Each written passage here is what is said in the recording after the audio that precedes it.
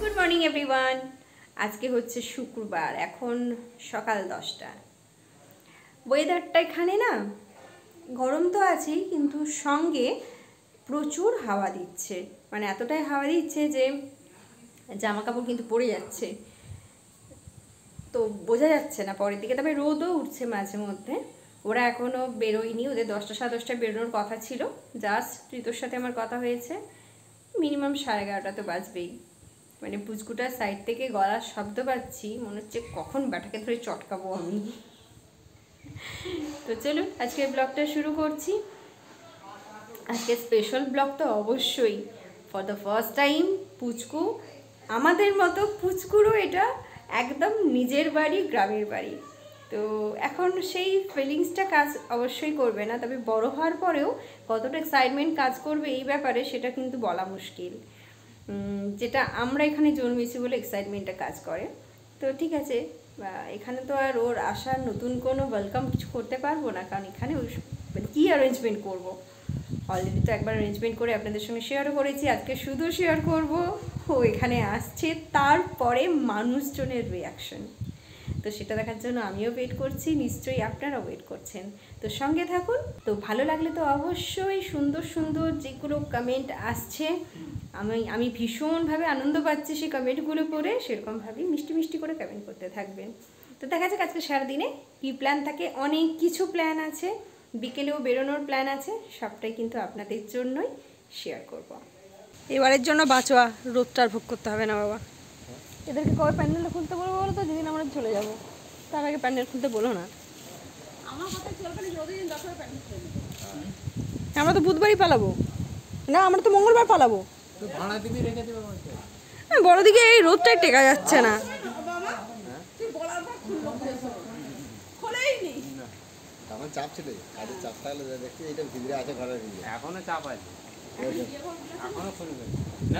অন্নপ্রাশন বাড়ির প্যান্ডেল, বাপরে!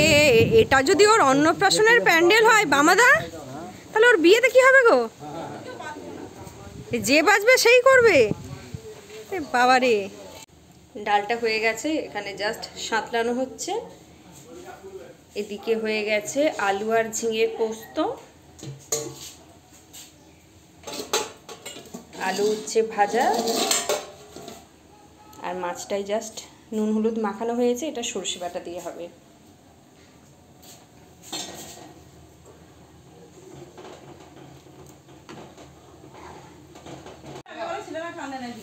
নন্দ, এগুলো তুমি কি মেখেছো মুখে?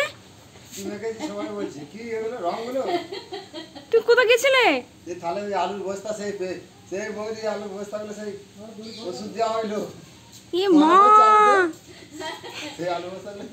আজকের ব্লগটা যেদিন পোস্ট হবে অবশ্যই দেখবে। মহা বাহ, সুন্দর করে প্যান্ডেল রেডি হয়ে গেছে। ওয়েদারটাও একদম নরম হয়ে গেছে।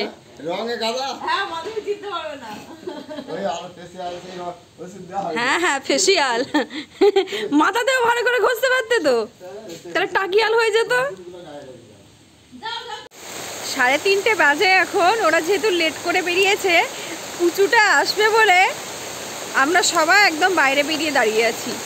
না, আমি তার জন্য নয়, আমি ওই যে সবার রিয়াকশনটা দেখবো সেটা তোলার জন্য। আর এখনই দেখুন ঝমঝম করে বৃষ্টি নেমেছে, পুকুরটা দেখলে হয়তো বুঝতে পারবেন। প্রচুর জোরে বৃষ্টি নেমে গেছে। আমি শুধু রিয়াকশনটা তুলে রাখতে চাই, যাতে বড় হলে ও দেখতে পারে যে ও যখন গ্রামের বাড়িতে প্রথম পা রেখেছিল সবাই কতটা আনন্দ পেয়েছিল। এখান থেকে ওরা আগে সোজা যাবে আমাদের ধর্মরাজ বাবার মন্দিরে। তো মন্দিরে গেলে হয়তো বাকি রিয়াকশন তোলা যেত, কিন্তু এখানেই দেখুন কি ঝমঝমিয়ে বৃষ্টি নামলো রে বাবা। এই যে এবার দেখুন বুঝতে পারবেন কি জোরে বৃষ্টি নেমেছে। সকাল থেকে ঝিমঝিম করে হচ্ছিল, এখন একদম ঝমঝমিয়ে নেমে গেছে। কাশ এটা আমার স্নান করার আগে নামতো, কি সুন্দর ভিজতাম।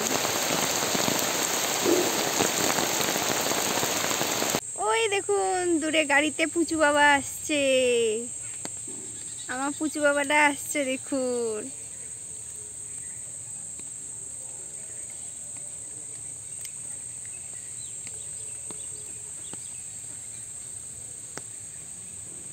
বাবাটার শরীরটা সকাল থেকে ভালো নেই। ওলে বাবালে, ওলে বাবালে, ওলে বাবালে।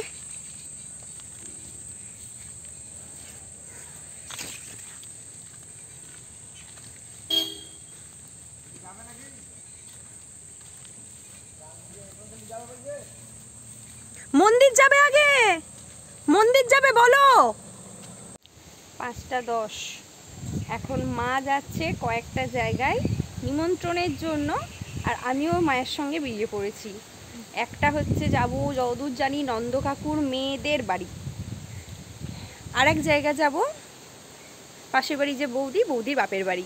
বৌদির বাপের বাড়িটা নিয়ে একটা গল্প আছে। বৌদির বিয়ে হয় 2006-এ, সে বছর আমি মাধ্যমিক দিয়েছিলাম। তো ওই বৌদির বাপের বাড়িতে তখন মানে দাদার বিয়ের সময়, বামাদা বলে রাখি তো দাদাকে, তখন থেকে বামাদার শ্বশুরবাড়ি যাওয়ার ইচ্ছে ছিল। সেটা আজকে 18 বছর পরে সেই ইচ্ছেটা বাস্তবে রূপ পাচ্ছে। তো সেটাকে আমি একেবারেই মিস করতে চাই না বলে গ্রিপ করে নিয়েছি যে বৌদির বাপের বাড়ি যেতেই হবে। নন্দকাকুর মেয়েদের বাড়ি যাওয়ারও ভীষণ ইচ্ছে ছিল। ফাইনালি কোনো ইচ্ছে বা স্বপ্ন দেখে থাকলে না কোনো রকমভাবে সেটা বাস্তবে রূপ পায়। নন্দকাকুর ছোটো মেয়ের বিয়েতে তো আমাদের বলেছিল, তখন তো কিংসুক বেঁচে ছিল, তো তখন ছোটো মেয়ের বাড়িটা দেখা হয়েছিল। বাকি 2 মেয়ের বাড়ি যাওয়ার যে সৌভাগ্য হবে সেটা বুঝতে পারিনি। তো ফাইনালি সে সৌভাগ্যটা হয়েছে যখন, সেটা আবার কেউ মিস করে নাকি? বাড়ি থেকে এসে মেজো বাড়ি যাবো না, মেজো থেকে ওই দিকে চলে যাবো।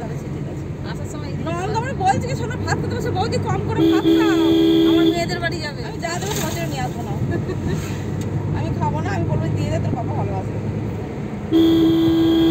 এই সময় ওই কত দূরে রাস্তা চলে আসবো, আর এইদিকে দুটো রাস্তা হবে।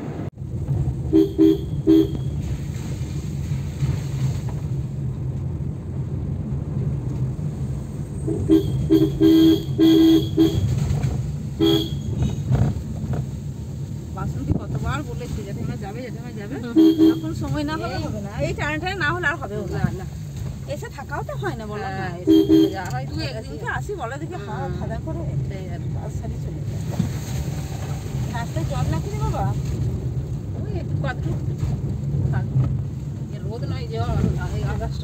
হ্যাঁ তাই ওই দেখো তলায় নিচে বের করছে। দিকটা দেখতে দারুণ লাগছে, কিন্তু এটা ধরলে দেখতে দারুণ লাগছে, কিন্তু রোদের জোরটাও সেরকম দিয়েছে। আর এই রাস্তাটা বেশ আমার আগের বারই ভালো লেগেছিল, দুদিকের গাছগুলো ভালো ছিল, এই গফিনে টাপটা আছে, রাস্তাটা দেখতে বেশ সুন্দর লাগছে। এইদিকে গেছে না? হ্যাঁ এদিকে মেলা দেখতে যাওয়া হয়েছিল। ওই আগে থাকবো আমি তো বরাবর করে বাকি তখনও তো টোটোতে যাচ্ছিলাম, রাস্তাটা খারাপ ছিল। হ্যাঁ একটা লরি মনে আছে তাহলে? হ্যাঁ আমি রাস্তা বিরাট মনে রাখতে পারি। তাই তো কলকাতা অলিগলি সব মনে থাকে। হ্যাঁ আমাদের এখানে একজন আছে, আমি কলকাতা যখন প্রথমবারে যাই, আমি কিছুই রাস্তা জানি না, আমাকে নিয়ে গেছে বলে মেয়ে ছেলেটা নিয়ে গেল, মাইনি হয় বসে আছে, আমাকে রাস্তা দিকে দেখে নিয়ে গেল। তাই তো বলছি আমার সব রাস্তা এক হয়ে যায়, এখানে মেলা দেখে গেছি মনে আছে। এইগুলো সব রোয়া হয়ে গেছে। আমার রাস্তা চিনতে খুব ভালো লাগে, আমার ওটা আমার খুব শখ রাস্তা চেনা।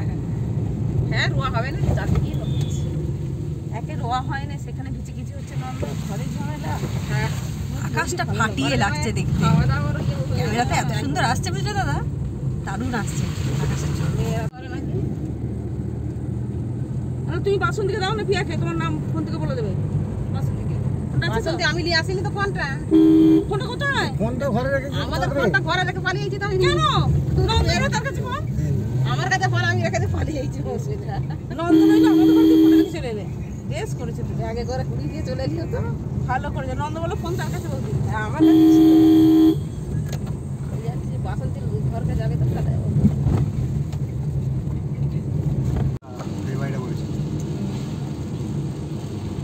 তখন তপন শাস্ত্রীর বাড়ি এটা? হ্যাঁ ওর বাড়ি। তপন শাস্ত্রী আমি যেখানে ভাড়া থাকতাম তার সামনে একটা বিরাট বড় চেম্বার করতো। হ্যাঁ তপন শাস্ত্রী তো একটাই নাম। একটাই নাম। গাড়ি ওরে চালাইছে। বাপরে, এখানে এত বড় বাড়ি বিরাট করেছে। মদ খায় ও। হ্যাঁ খাই তো, দেখি তো বোঝা যায়। চারটায় কি বলে ও পেপারে খুব অ্যাড দেয় তো। এবারে করে আর দেয়। এই রোদ ছিল, আবার এই দিকটা বৃষ্টি শুরু হয়ে গেল। না বাঁকুড়া। না এটা হ্যাঁ বিষ্ণুপুর থেকে। হ্যাঁ আমরা তো বলছি তাই বলো। এটার সাথে যোগাযোগটা কবে তো কামারপুকুর থেকে যেটা আসছে, আমার যোগটা হবে। হ্যাঁ এটার সাথে যোগটা হবে। এখন কত দূর যে আটকে আছে? আমি ওইদিকে কাজ হচ্ছে তো, এই দিকটাই। আমার দিকে এটা অনেক ঝামেলা হয়ে গেল, পুকুরটা মাঝে মাঝে আচ্ছা পড়ে কি গেল। একটা দিঘি নিয়ে না? হ্যাঁ হ্যাঁ এত বৃষ্টি মেঘ করে করে চাঁদটা বেশ ভালো উঠেছে। ও পূর্ণিমা, গুরু পূর্ণিমা রোববার, ওই কারণেই এত সুন্দর চাঁদ। নন্দকাকুর 3 মেয়ের মধ্যে 2জনের বাড়ি ঘোরা হয়ে গেছে। এটা মেজো মেয়ের বাড়ি, এটাই বাকি ছিল। এটা ঘুরে বৌদির বাপের বাড়ি ঘুরে বাড়ি যাব। কখন যাব জানি না, কারণ এখন অলরেডি 7:30 বেজে গেছে। বেশ ভালোই গাড়ির মধ্যে ঘুম ঘুম চলে আসছে, আর মাথাটা এত যন্ত্রণা করছে, ঠিক করে আমার দুপুরবেলায় শোয়া হয়নি। আগে 1 রাউন্ড মিষ্টি আম দিয়ে হয়েছে, এরপর আবার নিয়ে এসছে লুচি। ওরে বাপরে নন্দকাকু, তোমার মেয়ে কত আয়োজন করেছে, তুমি ভিডিও দেখলে বুঝবে গো। পকেটে প্যান্ট পরতাম তো, ওটা তো কাপড় পুড়িয়ে নিয়েছি পকেটে, ঠিক আছে? কি বুদ্ধি খেলেছে মাথায়। দিয়ে গাড়িতে বসে বলছি, ওর বাবা মেয়ে সামনে আছে, আমি যে আছে তাহলে আমি ডাইনে টুকরি কলাই পেঁচা খাবি। বলছে কোথায় পেলি? আমি বলছি পকেটে ছিল তো ভুলে গেছি। অন্ধকার তুমি কোনটা হাতে দিয়েছি, বাড়ি বুঝতেও পারিনি। মুখে দিয়ে দুটো, তুই এই কলাই পেঁচা খাচ্ছিস? দাদা কাকুকে বলছি যে চালাচ্ছে, আমি চুপ কর চুপ কর। তো এসে আমাকে আমার মাকে বলা বাবাকে বলা, বলছি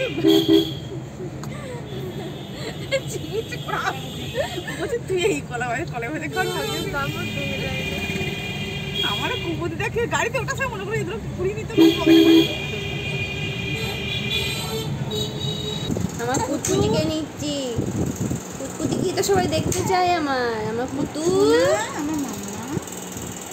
ওটা খেয়ে নাও, কোলে নেবো, ওটা খেয়ে নাও। আমি এসে থেকে সময় পাইনি কোলে নেওয়ার।